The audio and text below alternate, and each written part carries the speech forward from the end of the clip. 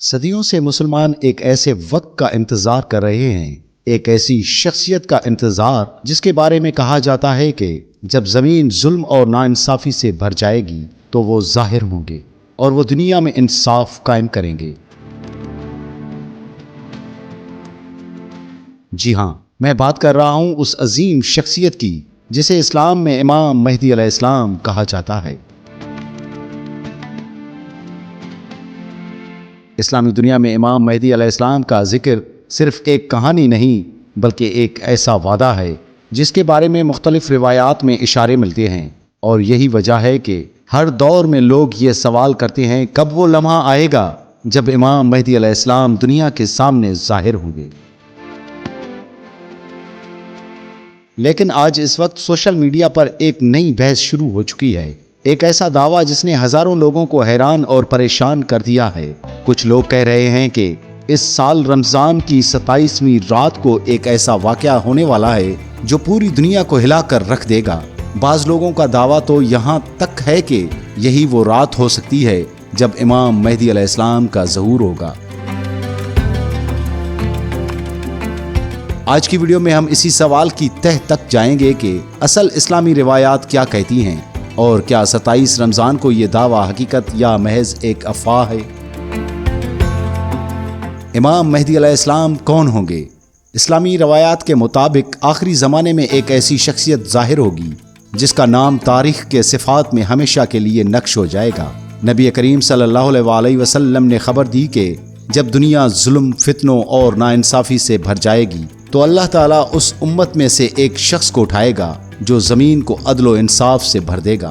ان کا نام محمد ہوگا اور ان کے والد کا نام عبداللہ ہوگا، یعنی ان کا نام نبی کریم صلی اللہ علیہ وسلم اور آپ کے والد کے نام سے مشابہ ہوگا۔ وہ حضور صلی اللہ علیہ وسلم کی نسل سے ہوں گے، یعنی حضرت فاطمہ الزہرا رضی اللہ تعالی عنہا کی اولاد میں سے ہوں گے۔ روایات کے مطابق ان کی پیشانی کشادہ اور ناک قدرے بلند ہوگی۔ ان کے چہرے پر وہ نور ہوگا جو لوگوں کو فوراً اپنی طرف متوجہ کر لے گا۔ وہ کوئی فرشتہ نہیں ہوں گے اور نہ ہی اچانک آسمان سے نازل ہوں گے،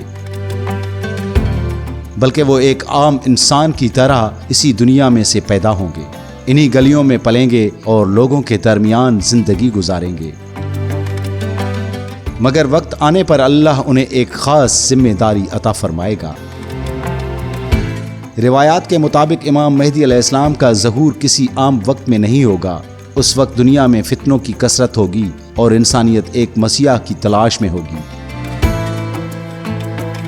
حالیہ دنوں کے حالات ان علامات سے جوڑے جا رہے ہیں: مسلمانوں کے اختلافات، امت کا آپس میں بٹ جانا، بڑی جنگیں، مشرق وسطیٰ یعنی مڈل ایسٹ میں جاری شدید کشیدگی، سیاسی تبدیلیاں، حجاز یعنی سعودی عرب کے علاقے میں بڑی سیاسی تبدیلیوں کا ذکر۔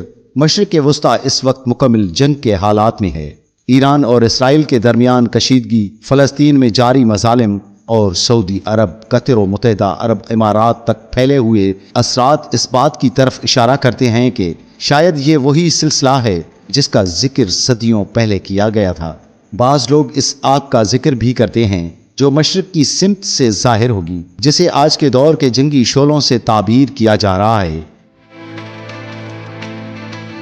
کیا 27 رمضان کو ظہور ہوگا؟